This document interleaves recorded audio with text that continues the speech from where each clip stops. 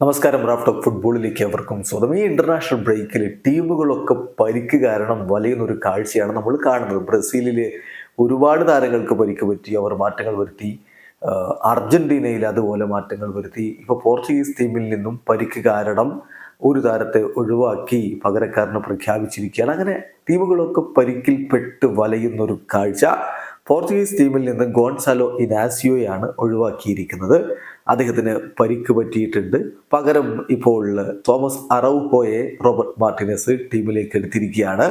നമ്മൾ അതിൻ്റെ വിശദവിവരങ്ങളിലേക്കൊന്ന് പോവുകയാണ്. പോർച്ചുഗീസ് ഫുട്ബോൾ ടീമിൻ്റെ ഔദ്യോഗികമായിട്ടുള്ള അറിയിപ്പ് വരുന്നത് ഇങ്ങനെയാണ്. തോമസ് അറൗഹോയെ റോബർട്ടോ മാർട്ടിനസ് ദേശീയ ടീമിലേക്ക് ഉൾപ്പെടുത്തിയിരിക്കുന്നു. പോളണ്ടിനെതിരെയും സ്കോട്ട്ലൻഡിനെതിരെയുള്ള മത്സരത്തിൽ അദ്ദേഹം സ്ക്വാഡിൽ ഉണ്ടാകും. ഗോൺസാലോ ഇനാസിയോയെ റിലീസ് ചെയ്തിട്ടുണ്ട്. അപ്പോൾ ഇതിൽ ശ്രദ്ധിക്കേണ്ട കാര്യം, തോമസ് അറൗഹോ അദ്ദേഹം ബെൻഫിക്കയുടെ താരമാണ്.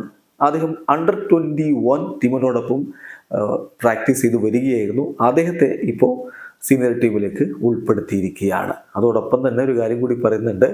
ഗോൺസാലോ ഇനാസിയോയുടെ കാര്യത്തിൽ ടെസ്റ്റുകൾ നടത്തി.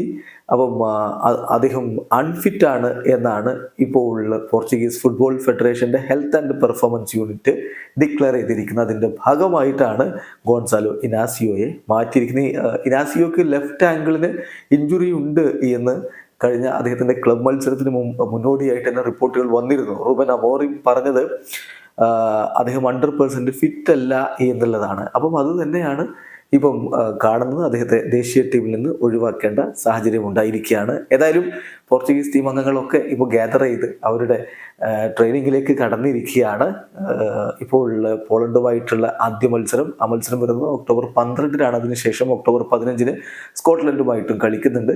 സീനിയർ താരം ക്രിസ്ത്യാനോ റൊണാൾഡോ അടക്കമുള്ള സൂപ്പർ താരങ്ങൾ സ്ക്വാഡിലുണ്ട്. വീഡിയോ അവസാനിക്കുന്നു. ഫുട്ബോൾ ലോകത്ത് കൂടുതൽ വിശേഷങ്ങളുമായി റാഫ്റ്റ് ഓഫ് എത്താം.